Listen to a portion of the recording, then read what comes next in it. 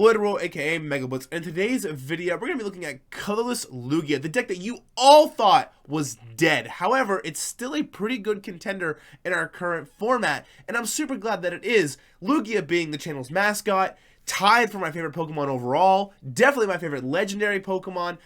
Single Strike Lugia was the first competitive deck that I really played, so I've always been an enjoyer of just Lugia decks in general. So I'm super excited to get into it, so let's jump right in to that deck list. Alrighty guys, and here we are with that deck list. Colorless Lugia. Starting us off here with Lugia V-STAR with its ability Summoning Star. During your turn, you may put up to 2 normal type Pokemon that don't have a rule box from your discard pile right onto your bench, and then it has attack, Tempest Dive, 220 for 4 colorless energy. You may discard Stadium and play. Pretty good attack, but its ability Summoning Star is really important because we're trying to get Archeops into the discard pile. With its ability Primal Turbo, once during your turn, you may search your deck for 2 special energy cards and attach them to one of your Pokemon. So, trying to discard Archeops with things like Professor's Research, things like Professor's Burnet, search your deck for 2 cards, discard them, things like Ultra Ball as well, and then being able to Summoning Star these Archeops onto our bench and start powering up all of our other Pokemon with special energy is really, really strong. So one of our main attackers in the deck here being Snorlax with its ability Unfaced Fat. Prevent all effects of attacks from your opponent's Pokemon done to this Pokemon. Damage is not an effect, but it does stop things like instant KOs. Frenzy Gouging from Roaring Moon, Star Requiems from Guillotine V-STAR, and Lost Minds from Sableye as well. Its attack Thumping Snore for 3 colorless energy, 180 damage. This Pokemon is now asleep. During Pokemon checkup, flip 2 coins instead of 1. If either of tails, this Pokemon is still asleep, but we play Therapeutic Energy, so this Snorlax will never be asleep. Then we play Drapion V for that pesky Mew matchup as well. Cobalion for that Charizard matchup. Your basic Pokemon's attacks do 30 more damage to your opponent's active Dark-type Pokemon, so be able to hit Charizard EX for a little bit more damage here. And then Luxray, its ability Swelling Flash. Once during your turn, this Pokemon is in your hand and you have more prize cards remaining than your opponent, you may put this Pokemon onto your bench. So we're trying to have more prize cards than our opponent to be able to put Luxray onto the bench, then be able to have less prize cards than our opponent to be able to attach reversal energy to it so we can attack with only 1 energy attack. So it's Luxray. Luxray is there to really hit, Squawkabillies, Lumineons, other Lugia decks, or anything that we can just hit it for weakness. And then we have Lumineon V for Luminous Sign, Mew EX for that restart ability, free pivot, and its attack genome hacking, being able to copy, Charizard EX's attack or Guillotine V-STAR's attack and really take some key knockouts at certain points. Radiant Charizard is a single prize attacker, Excited Heart.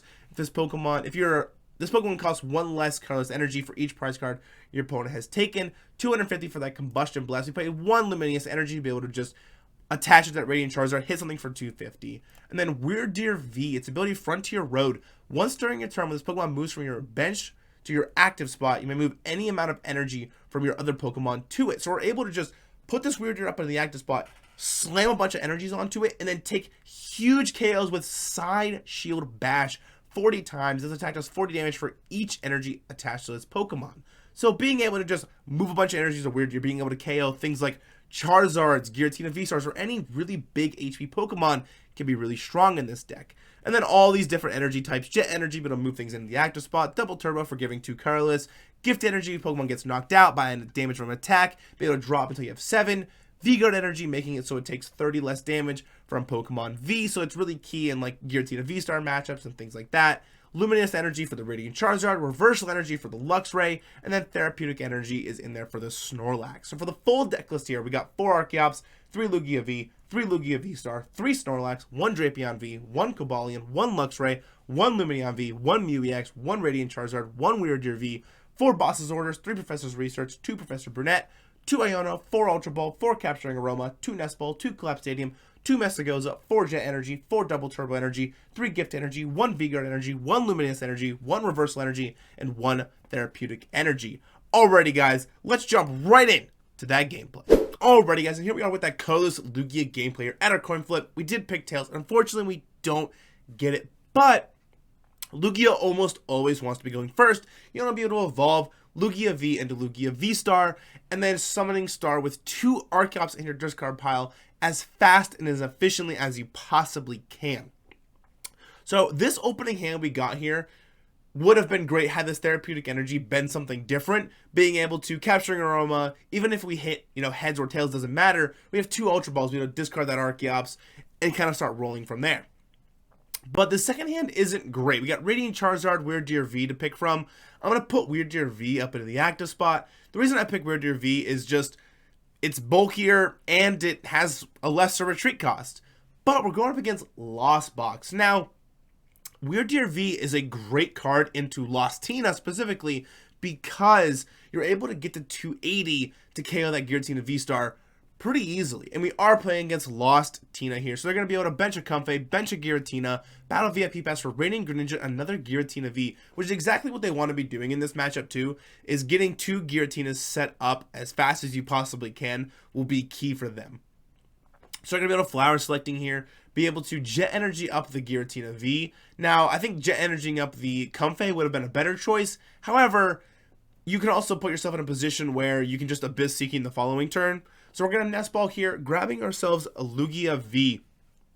Now, I'm going to attach the Double Turbo Energy here to this Lugia, but I probably should have attached the V-Guard Energy because Lugia V-Star can 220 a Giratina V, but my thought process was I'd rather just attach the DTE here and just kind of get it out of my hand and not have to worry about it, I guess.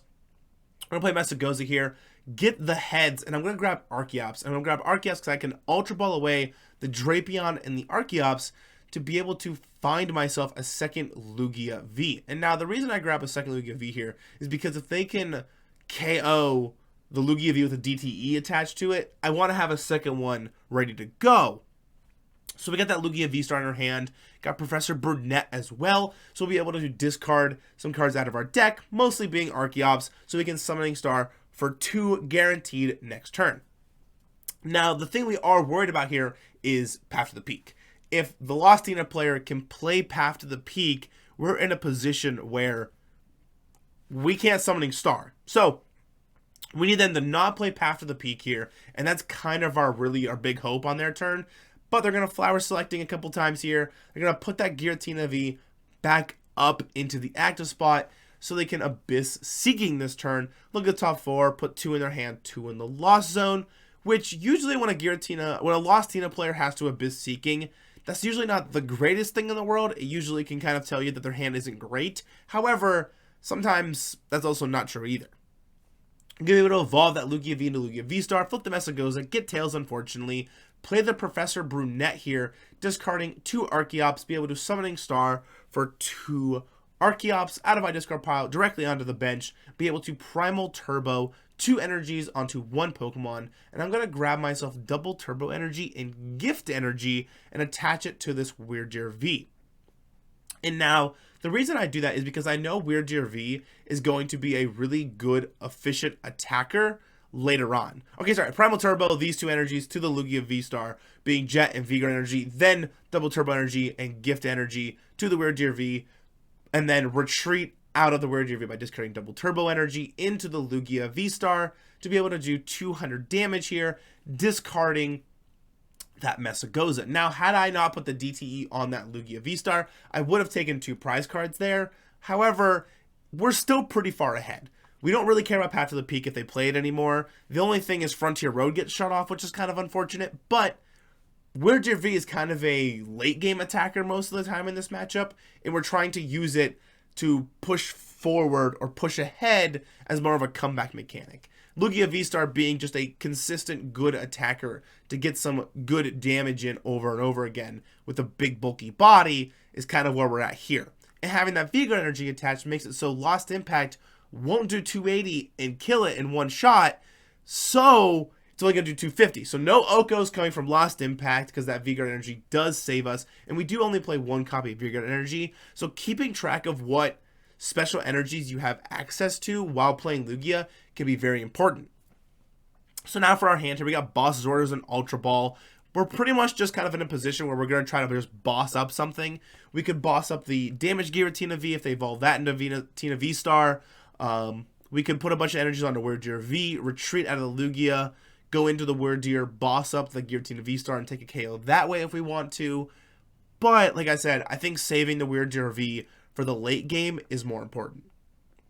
And it looks like they're trying to set up for a Lost Impact here, putting 250 damage on that Lugia V-Star, which can put me in kind of a tight spot, because if I can't Collapsed Stadium my own Lugia V-STAR away later on, that's just 3 damage counters for a Sableye and 2 free prize cards for them. So something else that's really important about Lugia decks is you kind of want to maximize where you're putting energies and what things you're discarding and when you're discarding them. Retreating isn't a thing you want to do in Lugia all that often, but sometimes you do have to do it.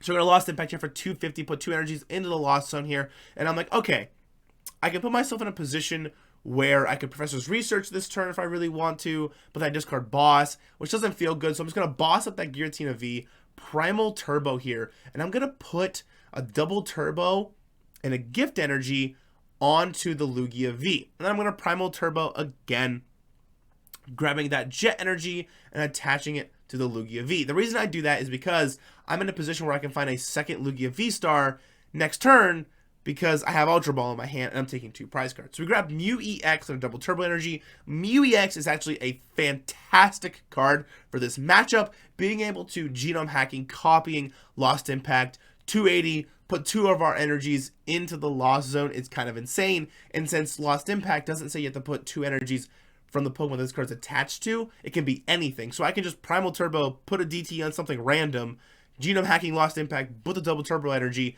and that counts as 2 energies in the Lost Zone.